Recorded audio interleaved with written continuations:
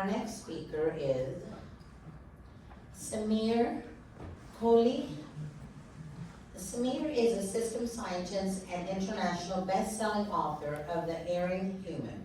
His work explores how metabolic health, obesity, and chronic disease emerge from hormonal regulation, dietary patterns, and evolutionary biology. He is the author of Hacking the Obesity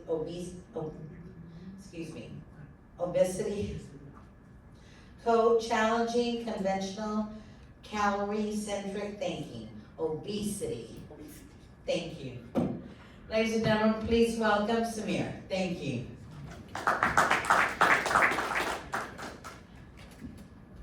Good evening. So we are pretty late in the evening. I hope nobody is going to sleep, and I hope I can keep you awake. Well, we are all able to lose weight at some point in our lives. I have rarely met somebody who has not been able to lose weight. The problem is, how do we keep it down? Because most people who lose the weight only manage to regain it after a very short time. So this was me, 100 kg, 220 pounds 1 year ago. Over a period of 1 year, I lost 30 kgs of weight, and now 18 months I have kept it down. Today I stand before you, actually 64 kgs today. So I have been able to lose it in 1 year and maintain it for another 18 months. And in that time, not only have I sustained this weight loss, I have reversed my type 2 diabetes, I have reversed cardiac blockages, I have reversed autoimmune disorders, and my pancreatic cyst has regressed from 35 millimeters to 31 millimeters. So still in danger zone, but has regressed. And all this in just 2.5 years of time. So I want to share with you how I did it and why I am so focused on educating public on how to do it. The conventional model talks about calories in minus calories out. It's an energy balance model. However, my question has always been, what happens if I maintain this calorie deficit for a prolonged period of time? Will I achieve zero weight? Will I disappear? I will not, obviously. At some point, my body will stop losing more weight. That is where this CICO, as it is called, calorie in, calorie out, fails, because our bodies are not calculators. This is mathematically correct, but it does not explain a living, adaptive human body. Also, if the exercise paradox, the math just doesn't work. What would happen? An average meal, the lunch we had today, would be around 500 to 700 calories depending on how many of pieces of desserts you took. An average person like us, an office goer who's not a professional athlete, in 1 hour will not burn more than 400 calories. So math doesn't work here. You cannot even out-exercise one single meal in a day. How many days in a week will you exercise? 4, 5 maybe if you are really into it. I doubt many of the office goers can exercise all 7 days a week, even 4 days is a stretch. So, also when you exercise, your body compensates. Your appetite increases, non-exercise activity decreases, calories burned even out. So, exercise for health, yes, it's very important for cardiovascular health, it is very important for a lot of other good things in our body, but losing weight is not what anyone will achieve through exercise. What is missing here? Our bodies work on hormones. All internal chemical signaling is hormonal. Insulin is the primary hormone that controls metabolism in a human body. Also important is leptin, which makes you feel full, and also important is ghrelin, which makes you feel hungry. So these are the three hormones which are most important. Of course, there are other hormones, and we will talk about them also.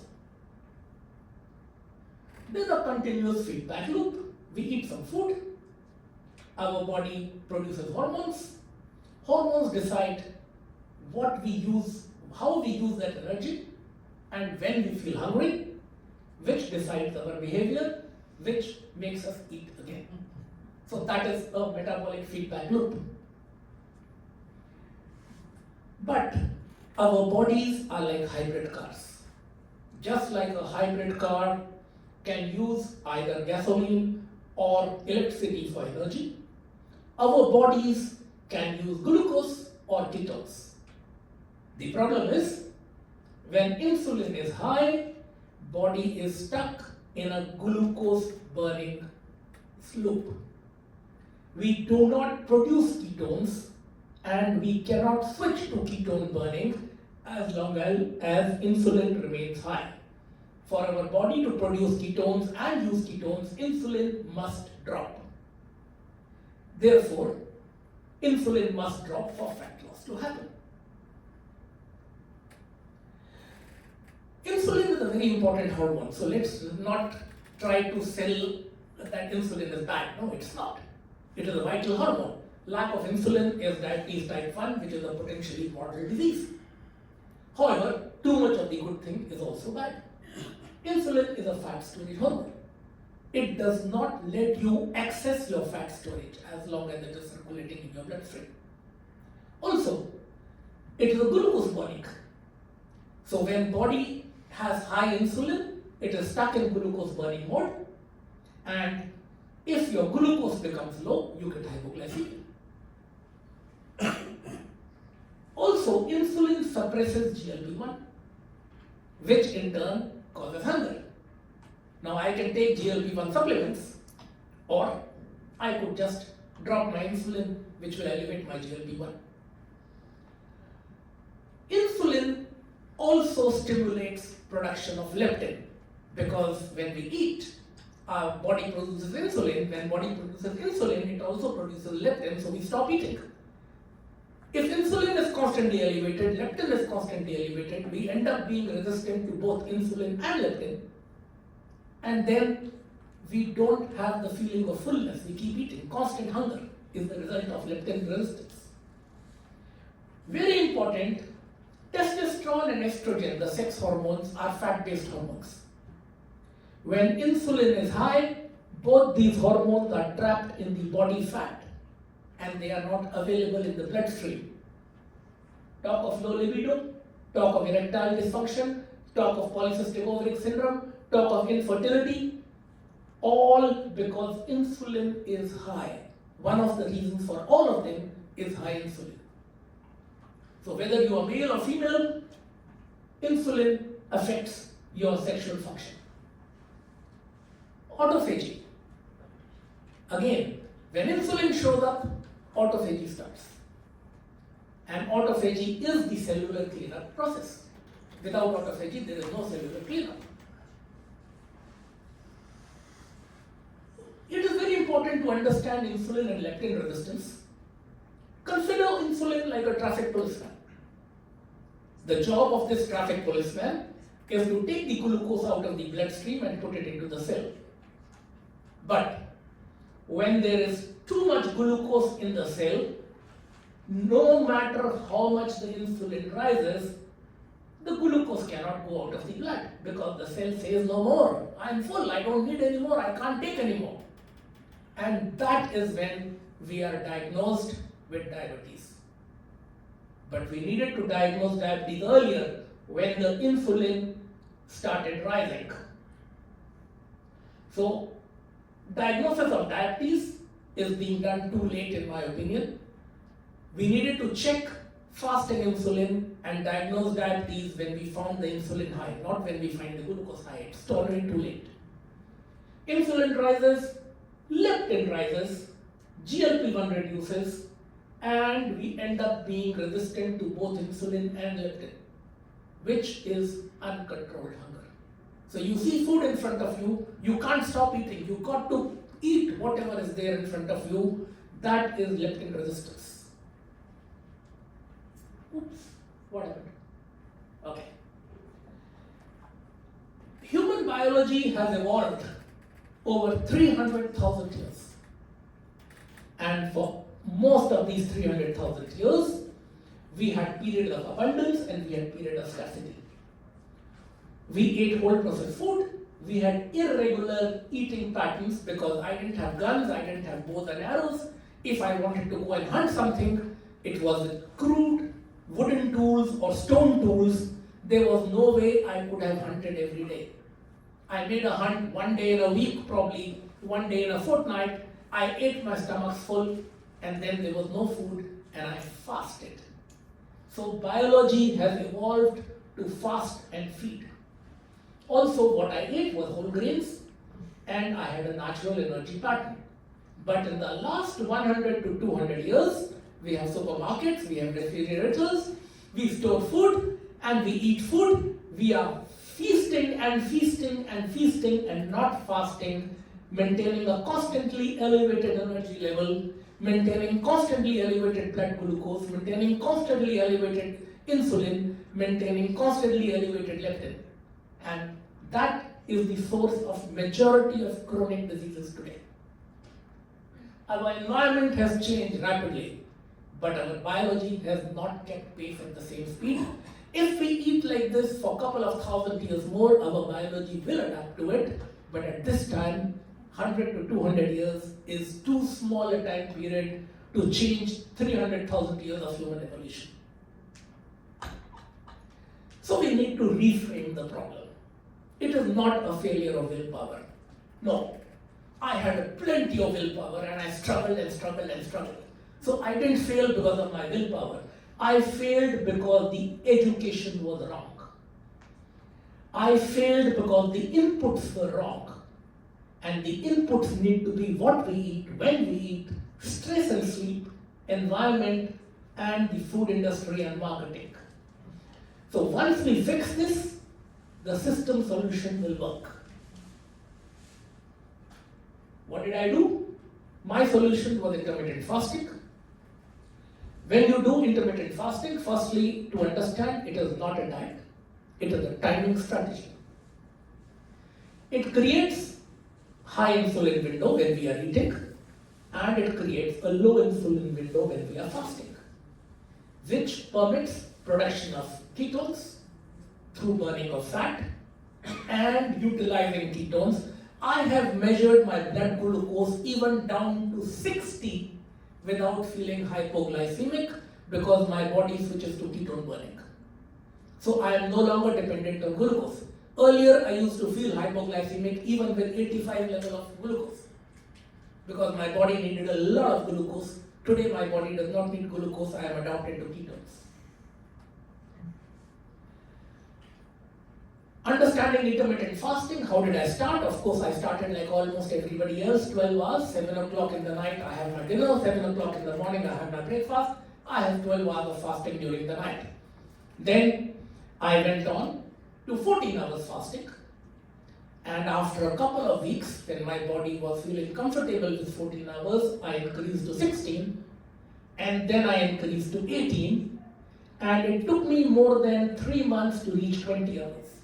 So you got to go gently, ease into it, don't jump into it. Ease yourself into it, listen to your body. That is what is hacking your body. Listen to your body, follow your hormones, follow your natural eating patterns, follow your natural work routine. Whatever is most comfortable for your body, do that. Then I came to OMAD. Now OMAD is very interesting. One meal in a 24-hour period. But you can adapt that meal to your timings. So one day I would have lunch, second day I would have dinner. There is a gap of about 30 hours. Next day again I would have lunch, a gap of about 14 to 16 hours. And then again I would have dinner, a gap of 30 hours. So not giving the body any chance to adapt to any particular pattern. Vary the pattern every day. That is what is intermittent about it. Don't stick to any specific hour. Move your eating timings based on your routine, based on your comfort zone. What you create a low insulin period, and that is what is most important here. During the period when your insulin drops, your body can access fat storage, your body can produce and burn ketones. And that is where you will lose weight, and that is where you will sustain weight. Also, 16 plus hours of fasting, autophagy will begin, and your cellular waste gets eliminated. Immune system calms down. Systemic inflammation is reduced. Body returns to the natural evolutionary stage of fasting and feeding. Now, our bodies are hormonal. No advice you give to anybody can disregard their hormones. And men and women have got not only different hormones, but women, especially in their reproductive stage of life, have fluctuating hormones. Intermittent fasting also needs to be different for women than for men, because men have testosterone and almost stable levels throughout the day and throughout the month, but women do not have testosterone, very little. They have estrogen, which fluctuates during the month. I would recommend long fasts only during the follicular days, that is day 6 to 13.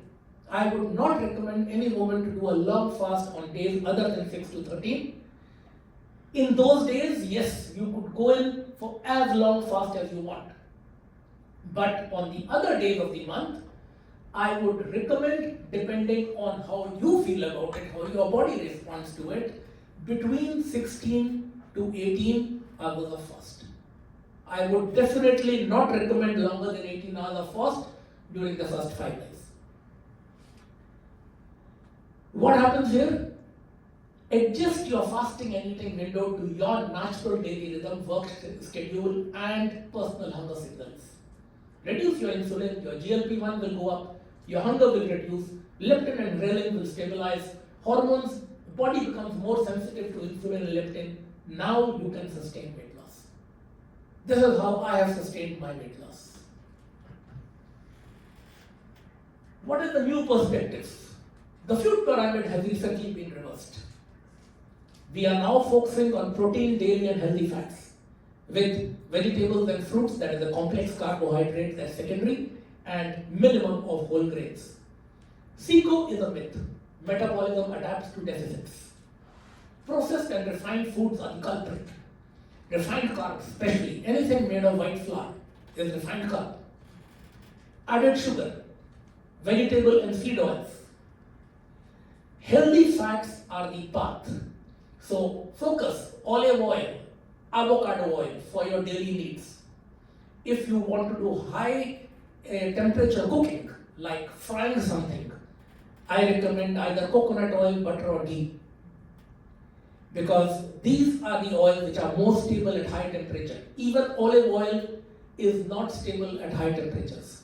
So this would all be for low temperature cooking, and then high temperature cookings, coconut and butter.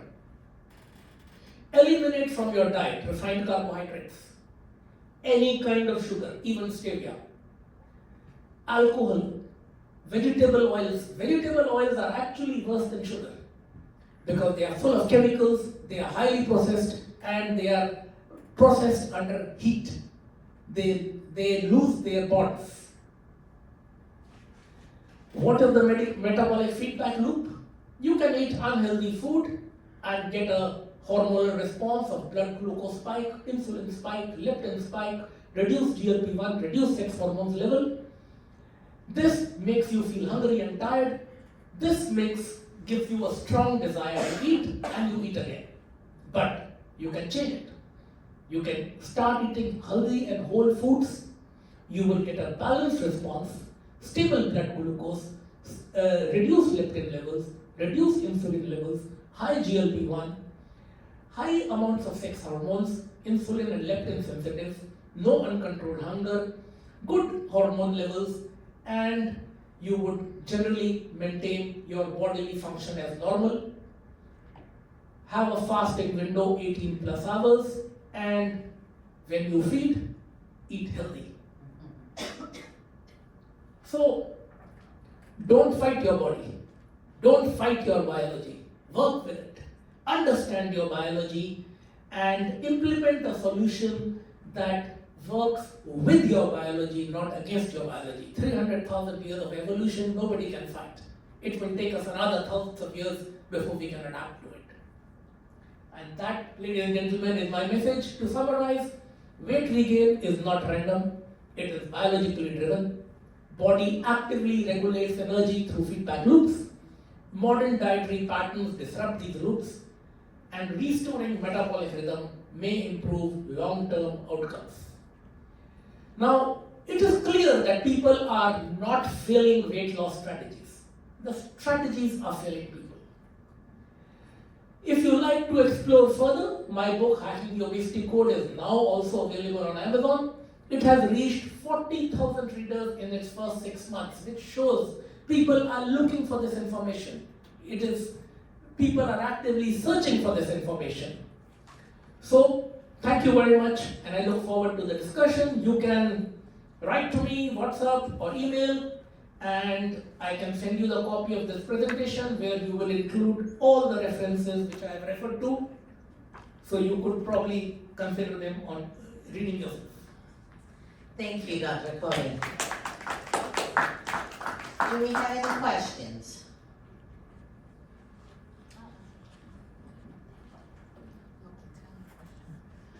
Thank you so much for that presentation. I have a question. I was wondering, do you know of any clinical trials that have been done regarding regain of weight and showing that the intermittent fasting and then the 1 meal a day? Also, all of these are trials showing All of these, yes. Okay. All of these. Okay. And also under each slide, you see references where this slide comes from.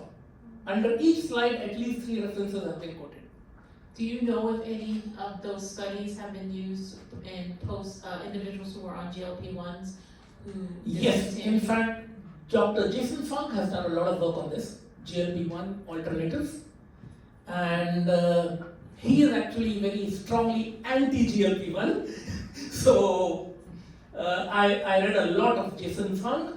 Also, Jamna Das has done a lot of work on GLP-1. He's a cardiologist, Orlando-based. Jason Fung is Canada-based, Toronto-based. Lustig has done a lot of work on this in University of California. So all of them actually. And in the morning, somebody asked me about gut-brain axis, the vagus nerve. Epstein has done a lot of work on this. So this is a very interesting, number 10 is a very interesting study if you are more interested in talking about vagus nerve and the gut-brain axis. Okay, last question. Any studies looking at sleep or circadian rhythm in intermittent fasting, and if that is also affecting it negatively or anything like that? I read a lot about this with Jamna Das and with Siegfried also. Although Siegfried's main work is in cancer, but he talks a lot about this also.